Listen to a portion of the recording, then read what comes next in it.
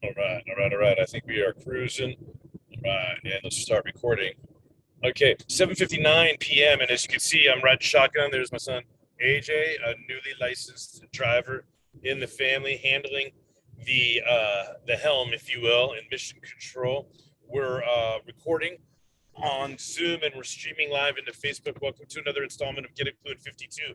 I had a professor in college who was the first person to explain the definition of being a professional or being professional or just professional. And it's very simply like the show must go on, right? Like when you're doing something professional, it's about the public. And despite the quality, despite the circumstances, despite hiccups, etc., the show must go on. It's my own little fun commitment to consistency. Here we are at 8 p.m. This is the 37th tip of the year, the fifth tip in the sales section of Get a Clue in 52. And it's not just the 37th tip of the year, but I did 52 consecutively last year for the first edition of the book. This is the second edition of Get a Clue in 52. And by now, you know, I get online every Sunday night at 8 p.m. Pacific. I read one tip from the book, and then I pivot into conversation if anybody joins. And tonight, right now, I don't know if anybody's going to join. Normally, Patty and Charlie are my two mainstays. They jump on most weeks, better than 90%, way better than 90%. But we'll see what happens this week. And I am committed to go ahead and reading the tip and staying safe and killing the lights in the car so my son can drive safely. So Get a Clue in 52. It's 5 categories: communication, marketing, networking, sales, and accountability. Right now, we're in the sales section where we've got tonight's tip and 5 more after that before we move to the last 10 tips of the year, all about accountability, which is always fun for me. And I'm going to do a quick review of the tips that we've covered so far in the sales section. And then I'm going to read tonight's tip. And this might be a very, very, very brief segment. I don't even know if I'm going to have internet or strong internet because we're going from Arizona back to California. We've crossed the border now. We're in California, but could be spotty. My son played great this weekend at a wonderful baseball event at the Colorado Rockies Arizona Diamondback spring training facility in Talking Stick. And there was a lot of scouts there, and there's some exciting news, and these are exciting times for AJ as he exposes himself to the next level. You know, his junior year, and playing baseball in front of college scouts and recruiters. So we're really excited. We're really pleased with what's happening, but we didn't want to we want to get home. So the show must go on, right? And it's kind of a fun challenge for me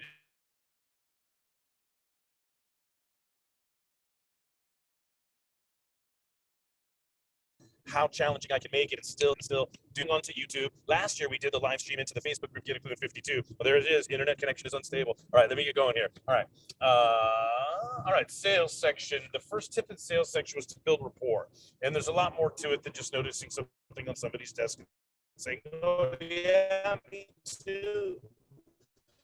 Um, and we got into it. Then tip number 2 is diagnosing of what somebody wants, what they need. Be clear, the different as well. And ultimately, you need some sort of agreement with the prospect on what they're looking for. It may not be accurate, but as long as you guys agree, you can move on that. And then maybe later on, you can get to some other wants and needs.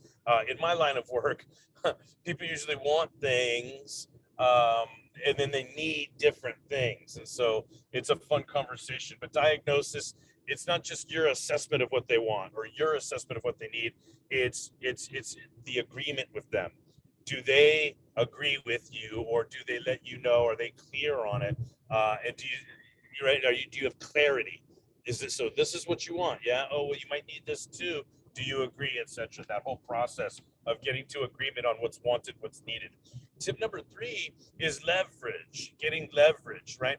And in this context, what I mean by leverage is associating mentally to the pleasure of getting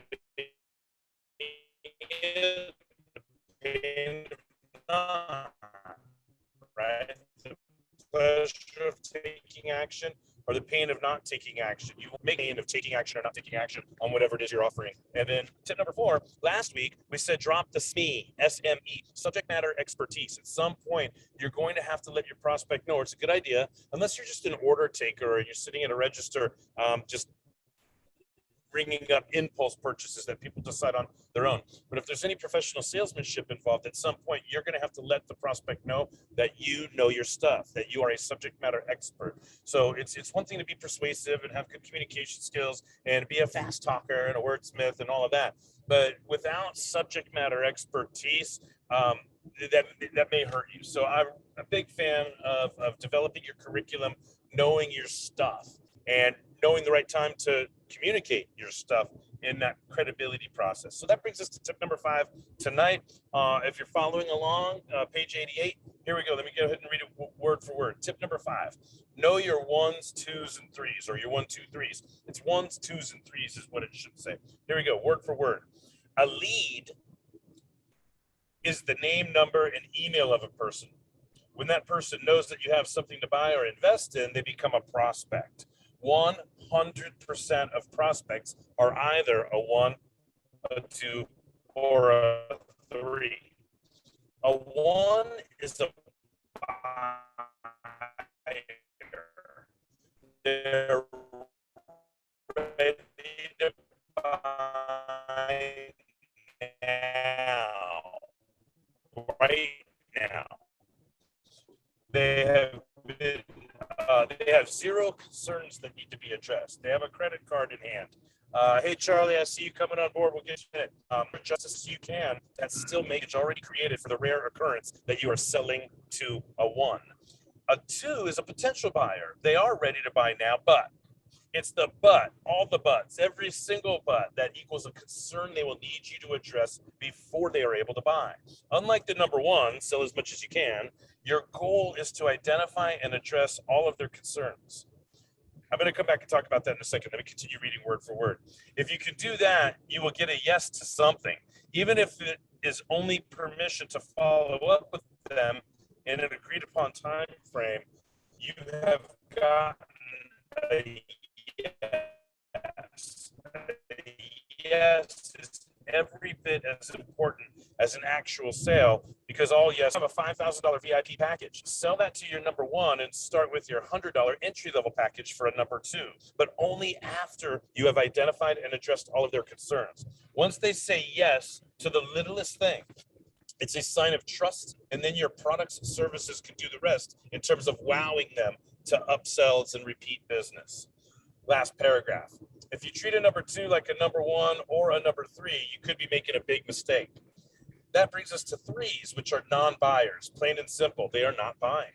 They are still not buying, and they will never buy.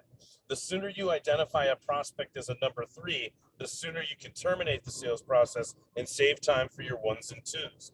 Trying to convince a number 3 that they are a number 2 or a number 1 is like shooting yourself in the foot with a gun before trying to win the 100-yard dash. Sometimes a number 3 will disguise themselves as a number 2 or a number 1, showing enough interest to get free information or products or samples. Or they may even be a plant from the competitor who is on assignment to study your sales process, products, and pricing. So know your 1s, 2s, and 3s when it comes to sales, and have a plan to identify who is who as soon in your sales process as possible.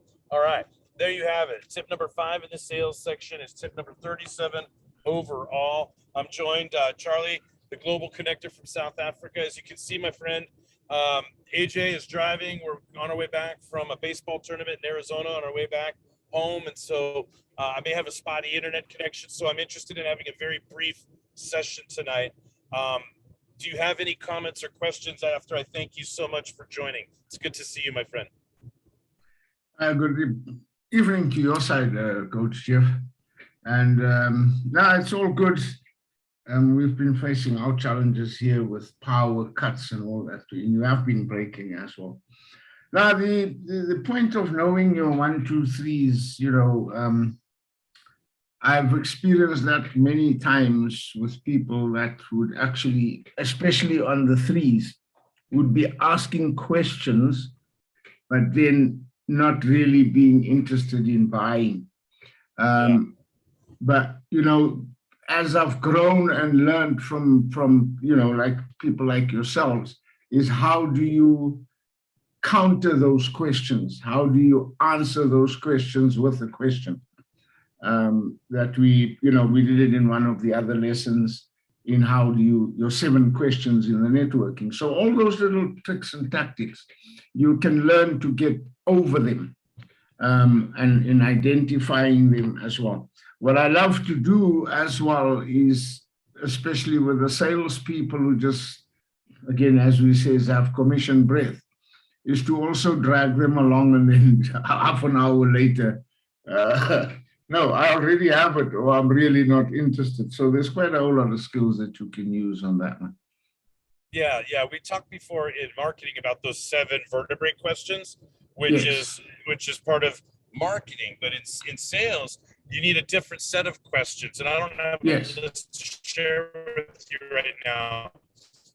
But off the top of my head, things like, by when do you want to have this?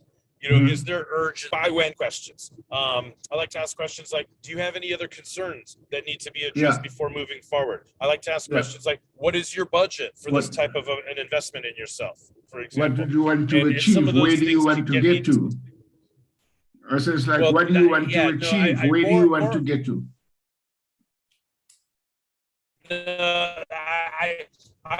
I figure that out in the discovery process. Do you know what I'm Yeah. saying? Yeah. Yeah. Diagnosis and discovery. Where do you Yeah. want to get? What do you want to achieve? That's a little bit too general and open-ended. What I want is Mhm. a more closed-ended question. By when Yes. do you want this in your hands? Or Yeah. somebody approached me last week for mentoring, and I remember being on the phone with that person on Thursday, asking, what is your budget to invest in yourself? When you say mentoring, how soon do you want to start the mentoring process? What is your Yeah. availability? What's your bandwidth, etc.? So, Yeah. it's questions are always your best friend, and Yes. just about every category of the book has a tip